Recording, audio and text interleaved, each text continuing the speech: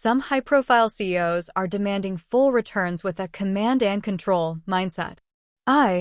In January, United Parcel Service CEO Tomé announced the international logistics company was cutting 12,000 of its 85,000 management jobs.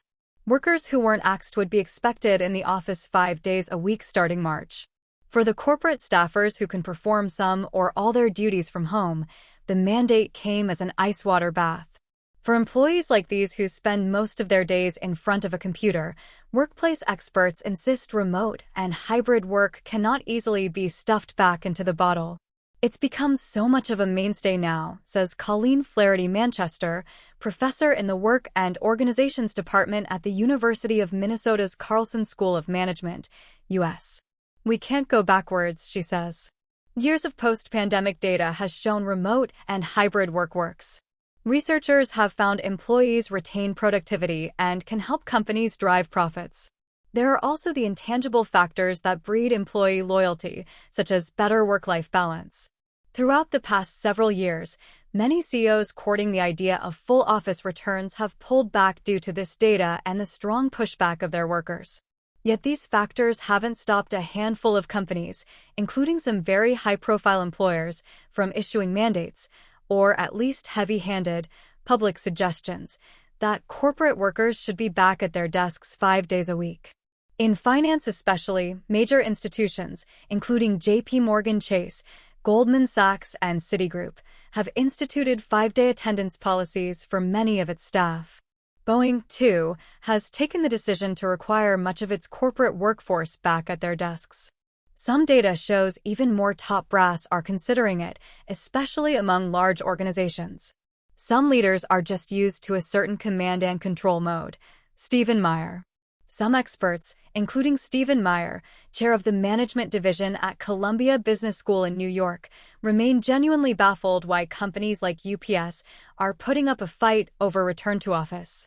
But he believes there's a common thread among many of these firms: hardline management tactics. You can't continue that leadership style that you had before the pandemic, he says. You need to actually empower employees. And I think some leaders are just used to a certain command and control model.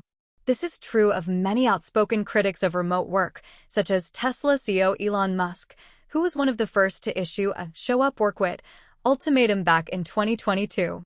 In a May 2023 interview with CNBC, Musk launched an expletive-laden attack on workers who wanted flexible setups, saying the laptop class was living in la la land. Nicholas Bloom, a professor of economics at Stanford University, says Musk's attitude towards remote work goes beyond the company's needs. His life is his company, he says. If you're Elon Musk, you basically want to spend every minute awake and work. It's the place your mind focuses on. You love it. It's your career. It's your aspiration where all your money is invested. Some CEOs with this mentality expect the same of their workers. If I am back, you will be too. JP Chase is among the finance companies whose CEOs aren't budging on office mandates. Credit, Getty Images. JP Chase is among the finance companies whose CEOs aren't budging on office mandates. Credit, Getty Images. This blunt force, power-driven approach also showed up with JP Chase's CEO, Jamie Dimon, when he doubled down on in-person work in July 2023. If employees wanted the prestigious organization on their CVs, Dimon made clear they were to follow his mandate. I completely understand why someone doesn't want to commute an hour and a half every day. Totally get it. Doesn't mean they have to have a job here, either, he said.